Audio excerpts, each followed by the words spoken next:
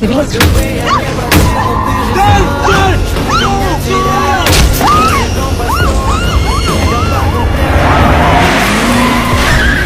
is David Budd, and I'm the personal bodyguard for Home Secretary Julia Montague. Just moments ago, Julia, the woman I'm sworn to protect, came under attack. Bullets pierced through the bulletproof glass, killing our driver instantly. In the back seat, Julia was paralysed with terror, helpless as a lamb to the slaughter. I quickly realised that while the bullets could penetrate the glass, they couldn't pierce the armoured plate of the car's body. I immediately called for backup from the counter-terrorism unit, who said they'd arrive in 2 minutes. After regaining my composure, I rushed to comfort the trembling Julia. 2 minutes, Mum. Sit tight, you're going to be fine. You're doing really well, Mum. You're doing great. Gripping her hand tightly while calling for support again. Command confirmed they'd dispatched an armoured police vehicle. ETA, 2 minutes. But the sniper outside kept firing. Seeing no other choice, I escaped from the rear of the vehicle and used my phone's camera to locate the shooter's position. From the photos, I could see the sniper was on a rooftop not far behind us. With the tactical team still nowhere in sight, I contacted command again. They said the roads were blocked and backup would take longer. You already said 2 minutes. This pissed me off instantly. I had no idea what the hell the tactical unit was doing. Mum, I need to get you to safety. Mum, this is what I do. Trust me. Unable to wait any longer, I dragged the driver's body out and reversed the car straight into the shooter's blind spot. Once I saw Julia was temporarily out of danger, I decided to take out the sniper myself. Take care of the P. Gun drawn, I entered the building and followed security to the rooftop. When I saw the sniper, I froze. It was my old army buddy, the only other survivor from our unit back in the war. It's over. Don't. Someone's got to stop her. Get it done. Don't! But before I could react, he put a gun to his head and pulled the trigger. Watching my brother in arms fall before my eyes devastated me. Even someone as composed as me couldn't process what I was seeing.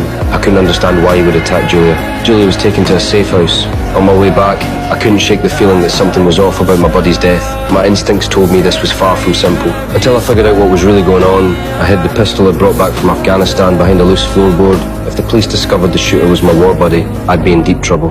When I found Julia again, she'd lost all her usual commanding presence, still shaken to her core.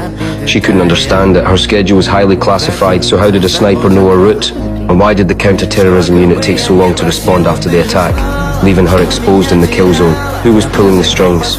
If I hadn't acted quickly, she'd be dead. Being betrayed by those around her left Julia unable to think straight. Now, the only person she could trust was me, the man who'd protected her. Only I could make her feel safe. Julia had lost her usual poise. My inadvertent touch stirred something in her, revealing her vulnerable side. You're allowed to touch her.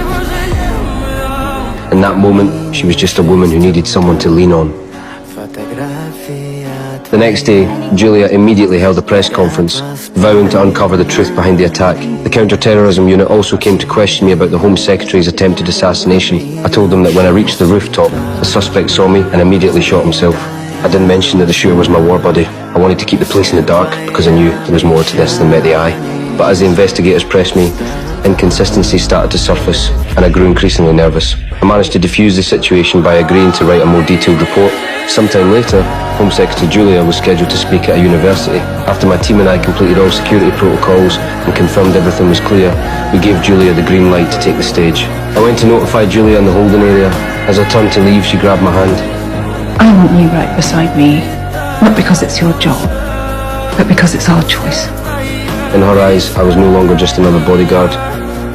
With my escort, Julia confidently walked onto the stage before thousands. As our bodyguard, I had to maintain constant vigilance over the venue's security. Just then, a suspicious person appeared at the entrance. Ever cautious, I immediately went to investigate. It turned out to be Julia's assistant, claiming she'd forgotten important documents. I thoroughly inspected the briefcase, found nothing suspicious, and returned to the venue. But now the assistant was standing oddly close to the podium. My colleague spotted something wrong and rushed toward the stage. Seeing this, I sprinted forward too, but I was a second too late. The bomb detonated before I could reach the podium. The massive explosion knocked me to the ground. When I came to, ignoring my own pain, I struggled to my feet. In the devastation, I found Julia unconscious. The police immediately questioned everyone at the scene. After reviewing security footage, they discovered Julia's assistant had walked onto the stage with a briefcase just 1 second before the explosion. Despite careful analysis of the video, they couldn't definitively determine if the briefcase caused the blast. Then the police interrogated me.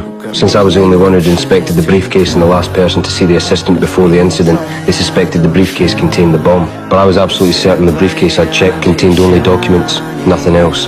The detective didn't buy my story. Since I'd been present at both attempts on Julia's life, I was now their prime suspect.